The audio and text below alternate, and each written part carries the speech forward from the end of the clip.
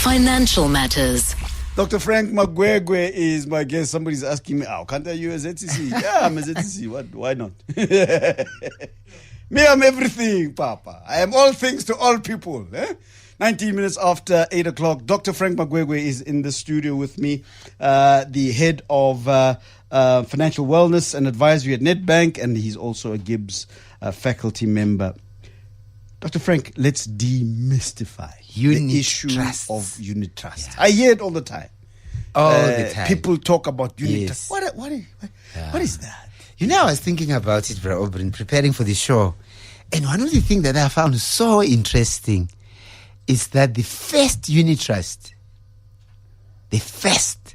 was established in South Africa. Really? 1965. No, the first one in South Africa was 1965. Right. In the US, they call them mutual funds. Right. And for me, one of the things we must highlight on this show is really the idea of our listeners being curious. You know, Abantwana, they are very curious. Yeah. Sometimes we can't keep up with their questions, right? Because they're always curious. Sure. And I think for us to build wealth, one of the things we must is just being curious. Exactly the question you're asking. You're at a Brian, someone says, I have unit trust. What is that? Yeah. And the amazing thing is, very soon, we'll be celebrating 60 years of unit trust. And it's someone just coming up with an idea that you and me, we often, in fact, most likely, the average working person, we don't have enough money to buy shares. We spoke about shares last week. Yeah. In enough quantities to build wealth. Yeah. What I'm talking about is, let's say, for example, you've got 5,000. Mm-hmm. Right? So 5,000 is a lot of money for a working South African. But to spread 5,000 on 10 shares, it's not really going to help you build wealth because it's small. Yeah. So somebody came up with the idea, says, no. How about we collect money from Aubrey, from Frank, from Chris, from Tate, from many people. We put it together. We have hundreds of millions. We use it to buy shares. Then each one of us has a small unit of all these monies put together. That's where the word unit trust comes from. Sounds like a very big stock fair. It sounds exactly like that. Yeah. Everyone is contributing. It's a legal entity, so it's allowed by the law. Collect money from all these people. Now what can you do with the money, Bra Aubrey? You can buy Old Mutual. You can buy MTN. You can buy Vidbest. You can buy all the shares that we spoke about. So each one of us will have exposure to 10, 15, 20, even 100 companies, which maximizes our opportunity of building wealth. So when we talk of shares, we said you go and buy at the stock exchange, through a stockbroker, through your bank, as an example. Here, we're now talking of an instrument, not at the stock exchange. You can buy it through a bank. You can buy it through your insurer, the Momentums of this world, the Metropolitans, the Sanlams, the Old Mutuals, any bank. And effectively what you are buying is a group of shares. That's really it's a basket of shares. And every time those share prices go up, the unit trust goes up in price. The share price decreases, the unit. So it has the same exposure, the same risk, in other words, to shares, but because you're not putting your eggs in one basket, it's got insurance, it's got bank, it's got telecoms, it's got Primedia, it's got any company on the stock exchange. So it's really a wonderful way of having your exposure to shares, but not in one basket. So it's the same principle of investment that Risk we were and talking return. about last week. Nothing changes. But it is now a situation where, because we understand that as individuals we may not have the capital or the money that is going to buy enough shares for us to create significant wealth. Yes. We then go into the scheme, this large stock fair of many hundreds of thousands of people. Some have 50 billion Yes. that South Africans have contributed. Yes. and the company has gone and bought shares worth 50 billion, and each person owns a small unit. And this 50 billion doesn't buy one share. It buys a variety, a whole portfolio of various shares from different market segments, different industries. And that's the language. You see, I'm 100%. coming. Hey, did you hear, Chris? Portfolio, market segment. Bro, my friend. Right. So what happens is that there are clever people who are looking at various financial market analysts, segments. portfolio managers, fund managers, full time. Their job is to decide which share to buy in what sector for this big stock.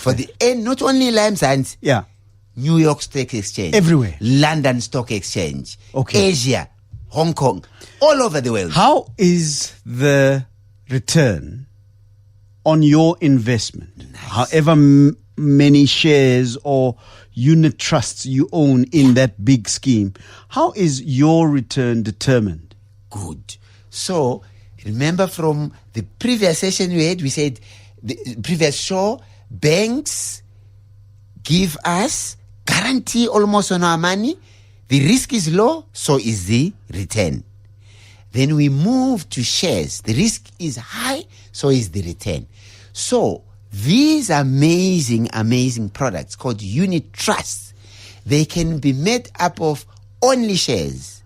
They can be made up of only local shares and international shares. Abo Apple, Abo McDonald's, all those, Samsung, you can also buy them, right? They can also be made up of shares and property. They can also be made up of cash, which is your safe bank type deposits, shares, local and international. So the investment returns depends on which unit trust have you invested in. If it's a share unit trust, it will be very comparable to just buying shares themselves.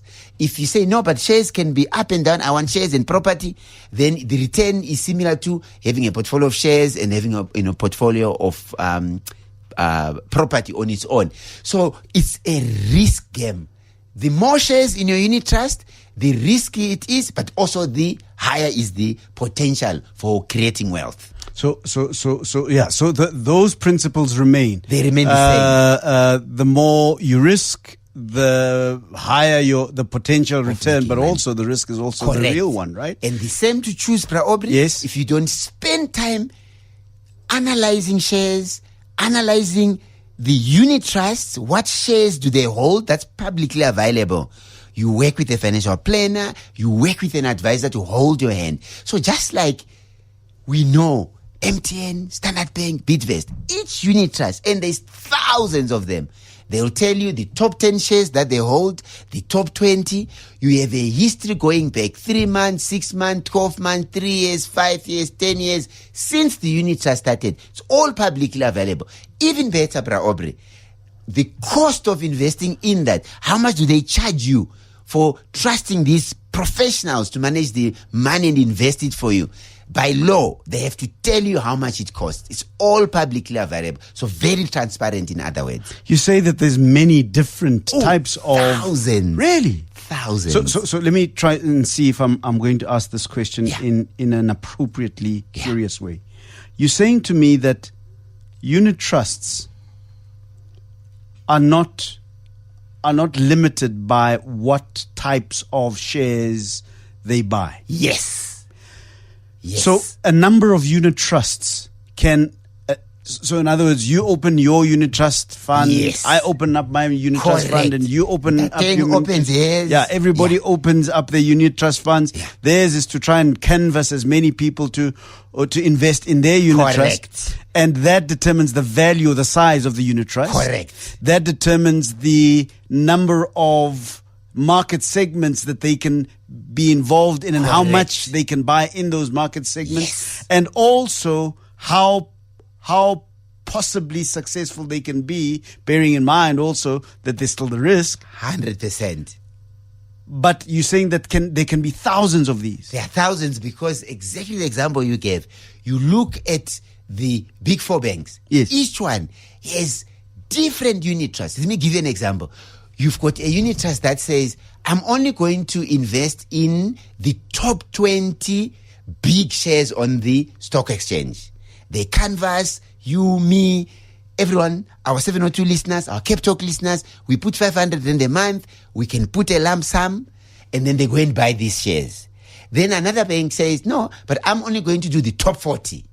Then another bank says, yeah, I've heard about the top 40, yeah, right? Yeah. Another bank is going to say, no, I want to give you exposure to industrials and financial shares. Another one is say, I'm going to do retailers, your Pick and Pay, your Woolworths, your Truworths. Another one says, I'm going to do local and international. So I will buy you your Zara's, which is a clothing retailer, your H&M, plus local ones. So can you see, the number is a function of your imagination. Another one, Bra Aubrey is going to say, Bra Aubrey likes risk. Yeah. Let's create a unit trust that only invests in local and global gold shares only. When gold is doing very well, that unit trust is doing well. When gold is struggling a little bit, that unit trust might not be. So it's really a function of your imagination. That's why there's thousands. And so to make your way in thousands of unit trusts, you're going to need someone to hold your hand. Sure. Those people that hold our hand. Yeah. So maybe the question should be rather, who are the administrators of these unit trusts? Is it banks? And if I go to a bank to buy a portfolio of unit trust, are they buying their own, or can they go and buy unit trusts from various other unit trust companies? Beautiful question. Yeah. Because the law is very strict. Highly regulated. Highly regulated. Bra Obs, you spoke on the show last time. Those buddies of yours, the 40,000 that you lost. Hey, wait, man. You don't want to wake up and your unit trust money is gone. Hey, man. So, the law is so strict. There's a separation of duties. There is the administration, in other words, collection of the money, putting in this trust a legal entity. That's one part of it. Monitoring the ups and downs of the share prices. That's one aspect. Right. Charging the monthly fees for managing it. Right. Then there's a separation of duty. Then there's another entity, the financial professionals, called asset managers, sometimes called fund managers, who spend their time deciding, am I buying MTN or Vodacom? Am I buying Standard Bank or Nedbank? Right? In other words, the segregation of duties, the day-to-day administration of the unit trust, and then the money is given to you, and then the buying and selling of shares that form part of that is so well segregated to make sure that your professional Bra Obs, who is buying those shares locally and on your behalf, they can close shop today. Guess what? The money is safe because it's administered by a different entity. So it's separation of power. Separation of power. So that when they do funny things and they close or they have reputational issues as an asset manager, no, don't worry. It's managed in a safeguarded trust by a separate entity. Therefore, your money is safe as a unit trust investor. How insulated from the consequences of their decisions are these fund managers? In other words, I'm an investor. I want to buy a unit trust. Yes. I am aware that there is a certain level of risk, and I might lose my money, in as much as I accept that I'm liable to earn a lot of money. Yes. Through If this it goes investment. well. If it does well, right? Yes. I understand those things, but I'm essentially gambling on the idea that there are certain educated people, correct, who will make the right decisions in that space. Yes. What happens? What liability do they have if they make wrong decisions? Good question.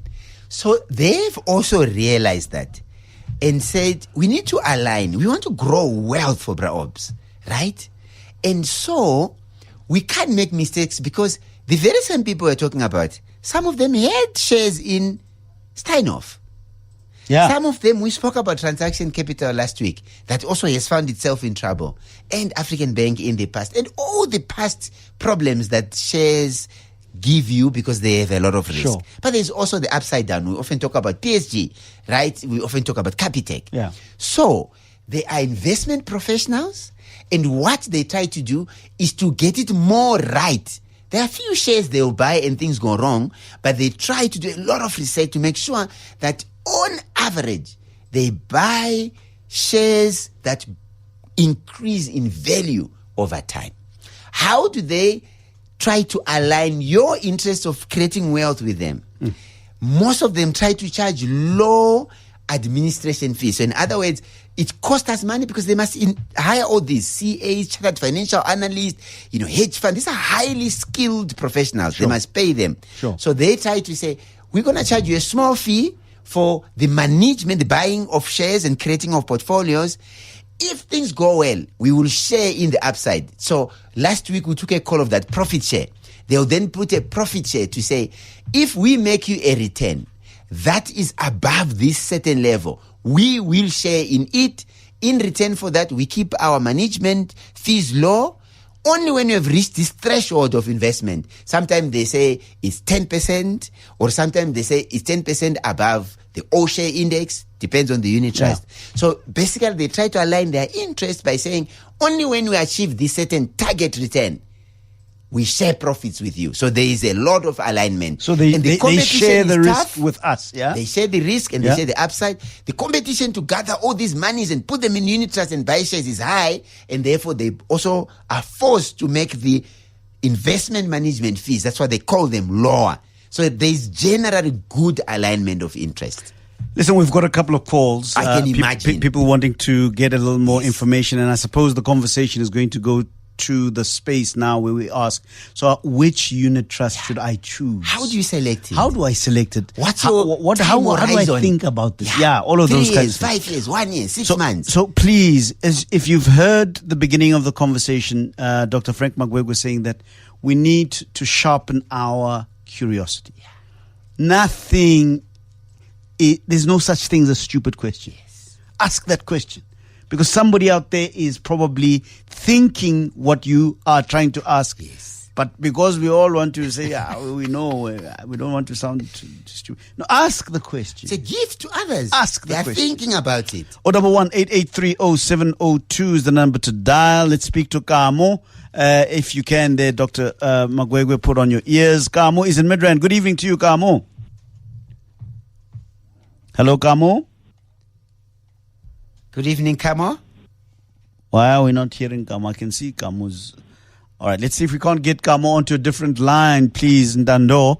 The important thing here, Dr. Frank, that I'm beginning to understand is that we shouldn't be ashamed of our curiosity. Yes, and I just want to tell the listeners in Bra Chris, and you hold me on to this. End of this year, I'm going to give Bra Obs a certificate for financial education.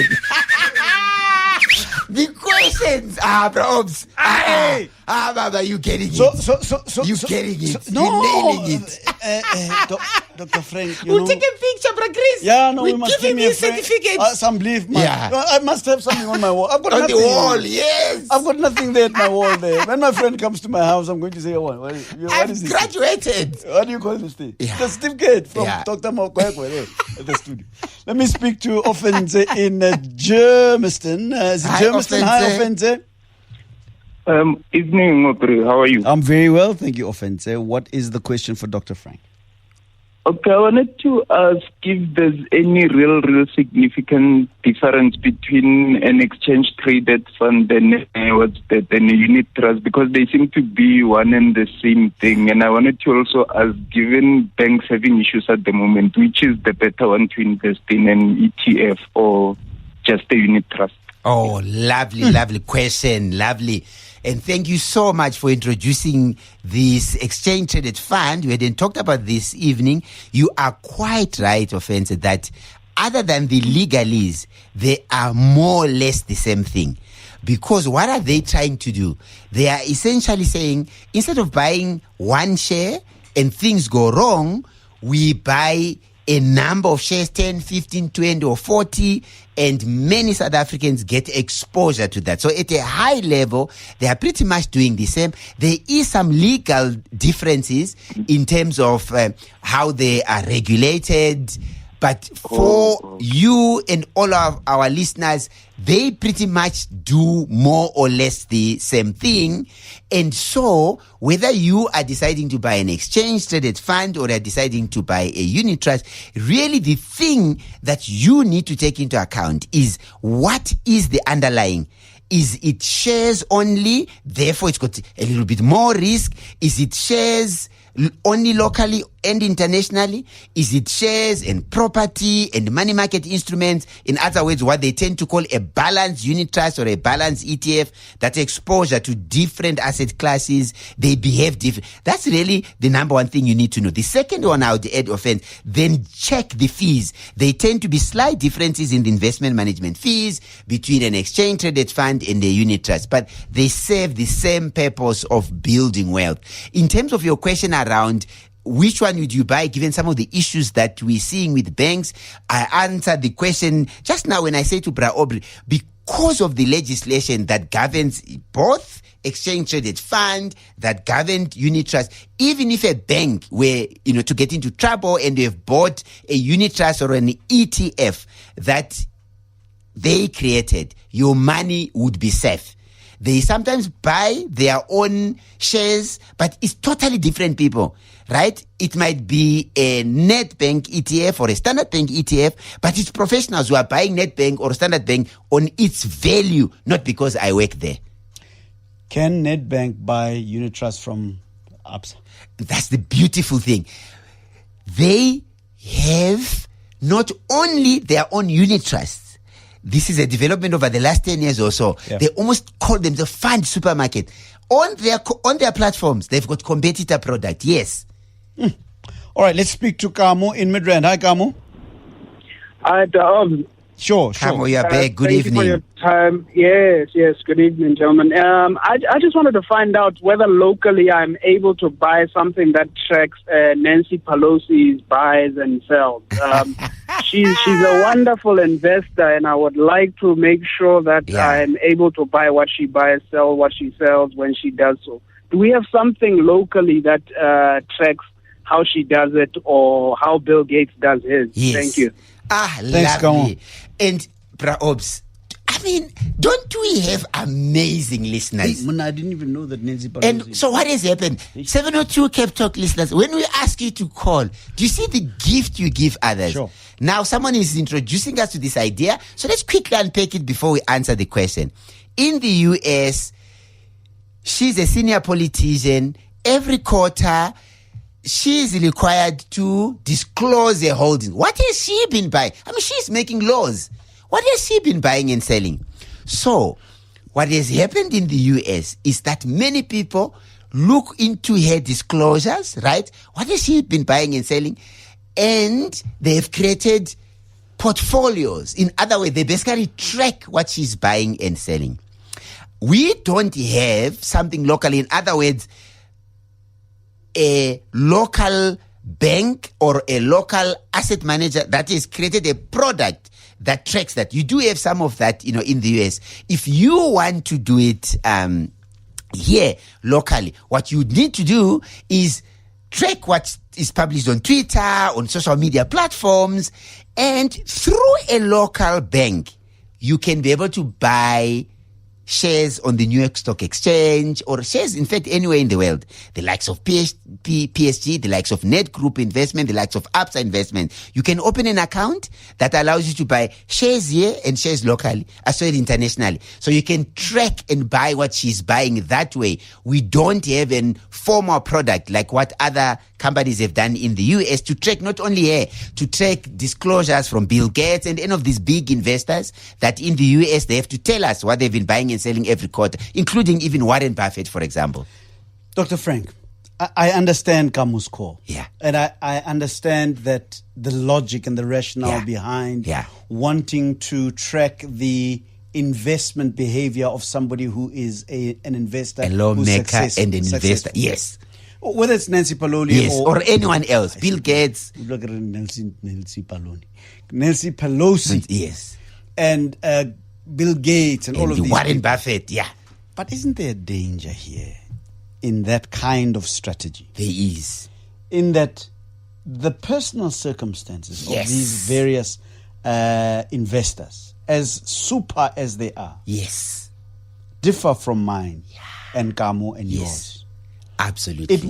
It would seem to me that part of the strategy in the way that you choose whatever investment, whether it's shares, whether it's unit trust, or whatever it is, Hedge fund, whatever traded instrument funds. you Yes. use to build wealth, Yes. must be connected to your personal circumstances. Beautiful.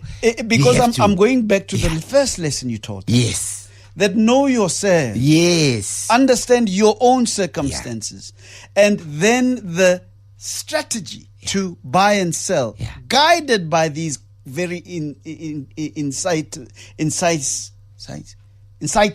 investors, whether it's Pelosi, Correct. whether it's Buffett, whether it's, of course we look at them and Yes. we get guidance and we get understanding. You listen to the Bruce Whitfield Yes. show, you listen to all of these things, Yeah.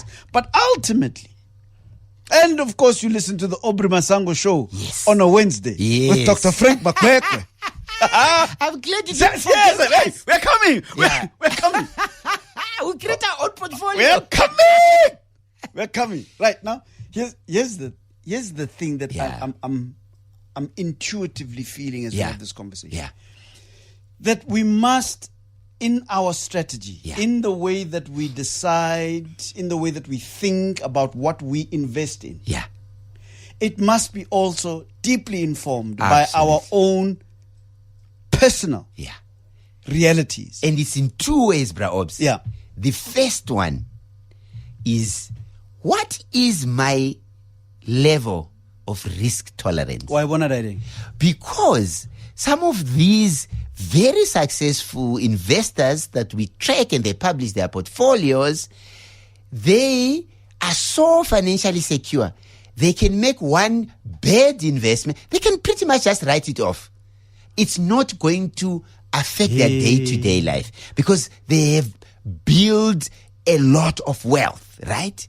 So, number one, do you have the level of risk tolerance? How deep are your pockets? Your pockets that this person is doing. You need to know that. Yeah. Then you need to go a step further. What is my current financial situation? Because, perhaps we always say on this show, if you don't have money for emergencies, something happens.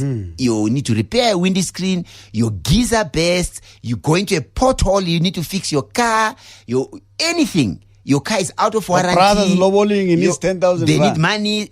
There's a death, you need to contribute. Those are all emergencies. Yeah. You can't be buying shares. Then you've got an emergency 3 months from now, and you want to sell those shares because 3 months is too short to be buying and selling shares to fund an emergency. So it's my financial situation. How much of emergency savings do I have? No, I've got enough buffer.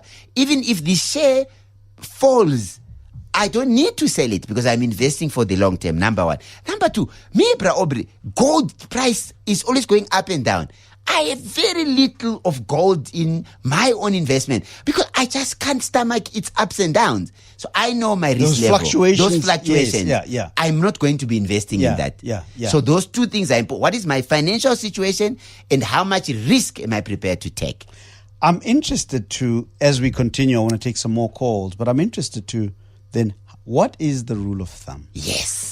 How do I approach the buying of unit Hi, money on trusts? fire, bro. Kijk, vaya van dat. Before it. You're on fire.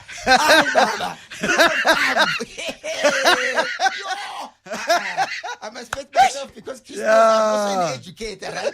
So my lessons are sticking here. You see, Dr. Frank. Rule of thumb. No, bro, Obs. I'm I love moving, that. my brother. 702 listener. Yeah. Rule of thumb. Yeah. Do you know what we say, bro? Obs? We say, take your age. How old are you? Yeah. Say 100 minus your age.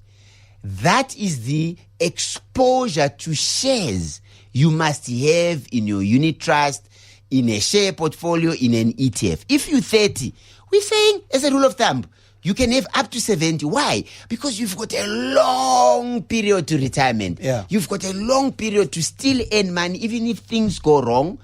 the period is long for them to correct Yes. them. The share prices will go up. That's number one rule of thumb. 50. 100 okay. minus your age. Age, How okay. old are you? Yeah. 100 minus your age. Yeah. You can safely put that I'm amount. immediate. I'm in the middle of that. I'm Then 50. we are saying Yeah. roughly you quite comfortably can have exposure Yeah. in your portfolio of 50% in shares. So in other words, for every 1,000 you have, Bra Aubrey, 500 you can put it in shares. Okay. That's the number one rule of thumb. Right. The number two rule of thumb, we've just mentioned it now. It just says, remember, share investments, you really looking minimum 2 years, ideally 3, but minimum we can go with 2. In other words, I will not touch this money for the next 2 years. Okay. Do you see why we Yeah, need to have yeah. the one for emergencies? Then we have the one for taking risks to build wealth. I put this 5,000 in ETFs, exchange traded funds, or in unit trust. Even if in a year's time it's gone a little bit lower, I must just close my eyes because we call it investment horizon. An investment horizon, the time that I want to comfortably build wealth is minimum 2 years or longer. Those Okay. are the two important. 100 minus your age. That's exposure to equities or shares, number one. Minimum 2 years. Do not touch that money. Just close your eyes. Forget about it. that money. If you want to put it in unit trust and exchange traded fund, we're talking of creating wealth. Two rules of thumb. 011-8830-702 is the number to dial. Godi Rakhetsi on Twitter says, greetings, Braobs. I went into my bank branch and tuned them. I want to buy shares. Yeah, you they can looked do at that. me like I've gone mad. Dr. Frank said they'd help. Yeah, it depends. I hope you didn't go to the teller I was going to and say, say, yeah, I want to buy shares. Yeah, at the teller. There's a The customer consultant. service No, area. the consultant would help you. You need to have that Absolutely. conversation with Yes. them. And no, they didn't serve you well there, Yeah. Khodi Rakhetsi, because they should have then directed you to the place where you can. and you know what they would say, Bra Aubrey? You go to that area, Yeah. you know, being an educator, one must not Yeah. only talk about it, you must try to experience Yes. them. So I have done that, where I pretended I know nothing. Yeah. And I walk in a branch, I want to buy shares. Yeah. Then they put your name on the list Yeah. at the counter, they put you through to a consultant, and that consultant will tell you some of the things they will ask. You can buy shares on our app. Do you bank with us? Download an app. That's one thing they'll say. Another thing they'll say, log onto your bank account, link it to, then they give you the name of the bank. FNB share trading, Standard Bank share trading, Nedbank share trading. Absolutely. You need Okay. to go to the consultants. Yeah, please go to the consultants. The tellers, they'll probably say, sorry, Pop. Let's speak to. Because they might not know that, Sure. Let's yeah. speak to James in Rudaport. Hey, James. Hi there, Aubrey and Dr. Frank. Thanks for taking my Thank call. you so much for making the Thank you call, for man. calling. Good evening. I love the idea of unit trust. When I started working in the 80s, I had a friend that was much older than me. Yes. And as a side hustle, he was selling old mutual unit trusts Right. to anyone that was interested. He had some deal with them, earned a bit of commission. A bit of or whatever. commission, yes. He put every cent that he had into unit trust. He always told me when he retires, he's going to live better than what he lives now. And you thank you. And, Yeah. and then he retired. And he started earning money that he had never seen in his life. And he even bought himself a Ferrari. Yeah. He was crazy about Ferraris. He bought a Ferrari. And, Listen to that. and for a person that doesn't know anything about shares and which company to buy for, there's nothing better than unit trust. I looked it up on Google to see where I can get the best growth, and I found out Yes. Old Mutual is the second one. The first one is a company I never heard of. And Old Mutual was by far still, after all these years, Yeah. the best growth, 20% Yeah. over the last 3 years or something. Yeah. And I can't think of any better investment. Yeah. Wow. What a beautiful call. Because often when we talk on our show, because we talk about these things all the time, some of the listeners will think, they must just say it because they, talk about investment and shares. And to get such a testimony just shows the power of what you are saying, Braob. You have a full-time job somewhere. By putting 500 rand, 250 rand every month in the unit trust, it grows. And that's one thing we hadn't talked about. Please don't say I don't have the money. As a Cape Talk or 702 listener, Yeah. most unit trusts, the minimum they want to collect from you every month is about 300 rand. Really? Some as low as 250. Last week you Debit order, 300, Chris even 300, made it promo. Yes. When that little boy called. That was such a lovely That was a beautiful call. Yes. And the idea that we need to perhaps start buying unit trusts for our children. As birthday presents. In addition to the shoes, or it's beautiful. And it can be. Yeah, Dr. Frank, it's very important. 300, absolutely, bro. Of course, if you've got a lump sum like 1,000 rand, you can also hold it in there in the unit trust. But we mustn't have our listeners thinking, I need 10,000. Yeah. No. You need to find as little as 300 rand or 250 in your monthly statement. Of course, and stay consistent in and that just way. Say, I'm going to close my eyes. I'm going to put it in this unit trust. Into the unit you trust. Thank yourself 100%. You see, Dr. Frank, we need to fight poverty. Yes. That thing is not this nice. This knowledge is hidden away from people. Let's take a quick call from Anne in Centurion. Good evening to you, Anne. Good evening to you. I love the energy with which you both handle the program. Thank you so on much, rather Anne. a serious matter. Much appreciated. Thank you, Anne. To ask, Aubrey can't even sit. He's standing. That's how much energy he's got. Just to give you an idea, Anne. I wanted to ask, what are tax implications of this per year? Beautiful. We spoke about tax 2-3 shows ago. What a lovely question. Here is how tax works on unit trusts. The government, a few years ago, they put a process, and what happens now is that your company, if you use the previous caller's example, Old Mutual, what do? They tax you on two things, N. Number one, they call it the growth in your unit trust. So your unit trust, let's say you bought it for 10 rand, to just use a simple example, and then it goes to 20 rand and you sell it, right? Given how long you held it, there is something called capital growth tax, right? That's one part of it. And then when these companies that you own in your unit trust, they declare dividend, they share profits with you. That is also shared with you by the company that manages your unit trust. So both those elements, they are susceptible. You can pay tax on them, but it depends how long have you been holding the unit trust. Did you hold it for a period of 3 years, or you hold it for 1 month and sold it late? But to make it simple for you, it's done by the company that is investing in the unit trust for you, and it can either be a dividend tax and or a capital growth tax. It's all done for you. When they report to you, that tax has already been deducted for you and paid over to SARS. In the event, if you have sold the unit trust itself, you may be susceptible to that capital growth. If you haven't sold it, you don't have to worry about it. That doesn't come into play. The only one that comes into play is if a dividend has been declared, you might pay a dividend on that. Tax on that dividend. You might pay, tax on that dividend, yes. But remember, N, it's tax on growth. You have made money, and you're paying a little bit of that to SARS. You need to have made money first for that tax to be levied on you. So you don't have even to declare it. When you do your annual every February or so, you don't have to do it. It's done for you already by the company you're investing through. I hope that helps. Very quickly, Doc, stokvels, like me and my bras and mom. Yes, let's finish off on that. Can we start buying unit trusts? Yes, so here's a prescription. We know a lot of you, our listeners, you are part of stokvels. Gone are the days of only having stokvels that are focusing on death and burial. No, Dr. Magwegwe says no. We need to build wealth. So, to answer Bra Aubrey's question, the prescription for today, if you're a member of a stokvel or any grouping of people, you can put your money together and you can use that money to buy unit trust and build wealth instead of just having a stokvel that focuses on burial, as an example. So the answer is yes, Bra Aubrey. You Dr. can Frank, do that. how do we get in touch with you? FrankMagwegwe.com.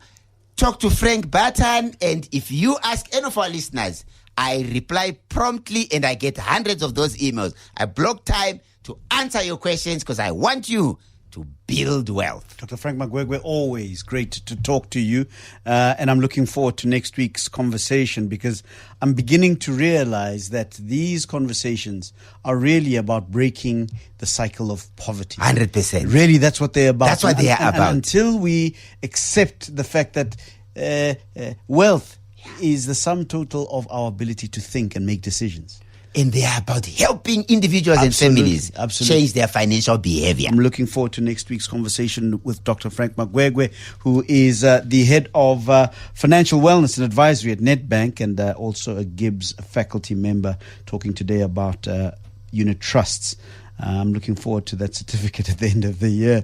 It's probably the only piece of paper that I'll have.